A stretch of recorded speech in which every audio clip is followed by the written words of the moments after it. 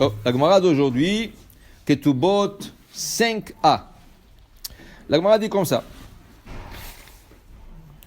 Maïd Darash Bar Kapara, il a enseigné Maïd Irtiv Veated Tielecha Alazanecha. Tu auras une pelle sur ta ceinture.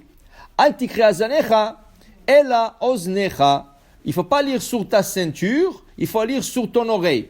En hébreu, Azanecha, ceinture, Oznecha, c'est l'oreille. De quoi on parle? On parle qu'Am Israël, quand ils étaient dans le désert, il n'y avait pas de salle de bain. Alors où tu vas, où tu te soulages? Dans le désert, mais pas sur le sable comme ça. Alors la Torah te dit, mets une petite pelle. Tu sais comme les enfants, ils jouent dans le sable, avec une petite pelle comme ça en plastique. Mets une petite pelle sur ta ceinture et tu marches avec. Quand tu as besoin de soulager, tu creuses, tu fais tes besoins et tu couvres. Pour qu'on ne voit pas les excréments à l'extérieur, parce qu'on ne pourra pas prier à côté. Okay?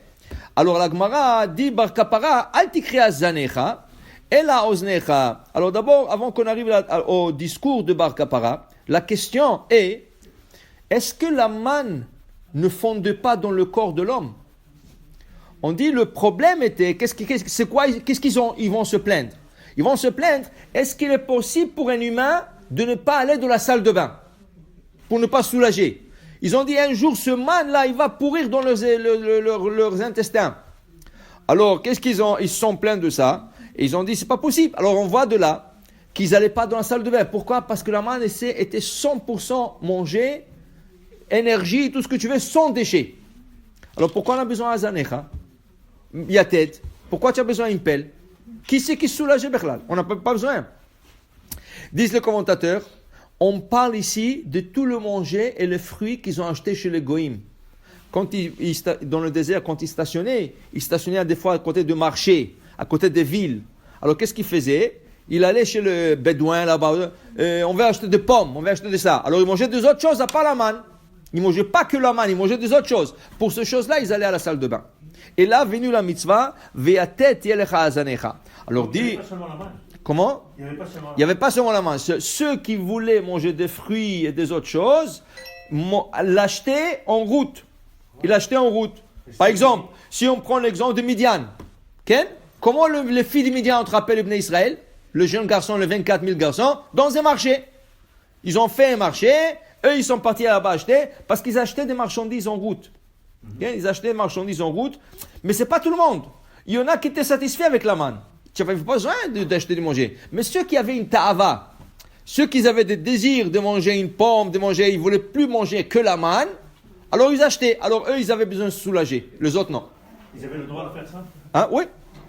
Mais on n'avait pas dit que la manne était le seul manger. La manne, tu pouvais te goûter n'importe quoi. Mais eux, ils sont pleins qu'ils ne veulent pas rien goûter. Ils veulent voir ce qu'ils mangent. Mais pourquoi ils se sont plaints? Zacharot akishouim, tabatikim. Parce qu'il n'y en avait pas. Pourquoi? Parce que la manne, elle tournait dans tout le goût, sauf l'ail, sauf le concombre, betsalim, et sauf les oignons. C'est trois choses que la manne ne tournait pas. Ils pouvaient le trouver dans le chouk. Comment? Oui, ils pouvaient le trouver dans le chouk.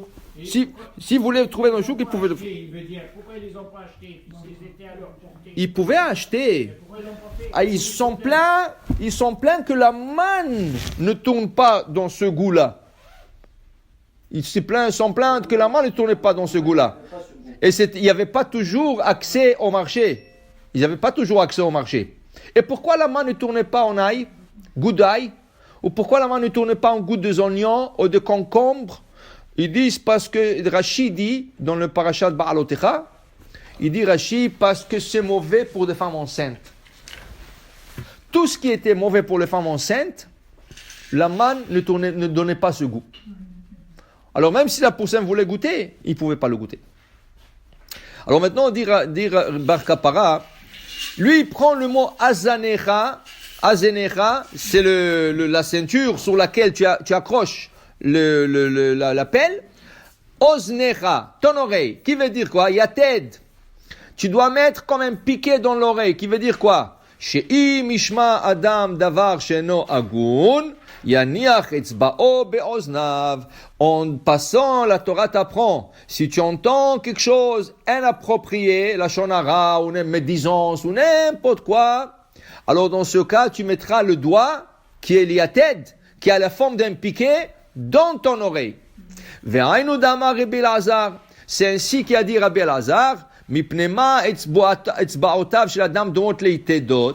Pourquoi les doigts d'une personne, ils sont comme aigus? Ils sont comme des piquets, qui est aigu d'un côté, large de l'autre côté. Il dit, maïtama, il est mamishum demarchalkan, kol chada vechada lemilte avida. Regarde d'abord, chaque doigt est différent. Une est plus longue, une est plus courte. Pourquoi? On a expliqué déjà que chaque doigt, elle a une fonction dans le Beth Amikdash. Okay? Par exemple, quand on veut asperger, on asperge avec l'index. Quand on veut, par exemple, faire la kmitza, ça veut dire prélever la pâte, on a besoin du pouce pour égaliser la pâte qui dépasse le poignet. Okay? Quand on veut mesurer, on utilise la hama. Hama, c'est le majeur. Ça se mesure du coude au majeur. Au fond du majeur, le majeur, c'est le plus grand. Et on appelle le majeur hama. Comment s'appelait la mesure, l'unité de mesure? Hama. Okay? Alors, chaque doigt, et là, ses fonctions. Alors, dans ce cas, c'est pour ça qu'ils sont différentes. Chaque doigt est différent de l'autre. Mais pourquoi ils sont aigus? Pourquoi ils sont pointus? Au bout, justement, à cause vous voulez qu'ils rentrent dans l'oreille, qu'ils puissent rentrer dans le trou de l'oreille. Que si tu entends quelque chose qui n'est pas bien, qui n'est pas propice, la shonara ou toutes sortes de mauvaises choses, tu rentres le doigt dans l'oreille, tu le bloques. Tana de Rabbi Ishmael, mipnema ozen kula kasha, va'alia raka. Il dit pourquoi l'oreille est dure, la chair de l'oreille est dure, comme un os, mais en bas, le lobe, il est mou. Le lobe, il est mou. Pourquoi? Dit Rabbi Ishmael, shimishma adam davar sheno agun, si une personne entend quelque chose qui n'est pas bien, yachof alia letocha, il rentre le lobe dans le trou de l'oreille et il le bloque. Et c'est pour ça que c'est mou, pour que ça puisse se plier dans le trou de l'oreille. Tanu Rabbanan, aleyashmiya adam leoznav dvarim betelim. Une personne, il ne faut pas qu'elle écoute des choses qui ne sont pas bien. Mipne shehem nichvot chila laivarim, car c'est les oreilles qui se brûlent en premier. Brûle, ça veut dire en façon de parler. Ça veut dire que les oreilles, c'est eux qui soufflent le premier. Alors, si tu entends quelque chose de pas bien, tout de suite, tu bloques tes oreilles, tu t'en vas de là-bas, tu ne veux pas écouter ce qui n'est pas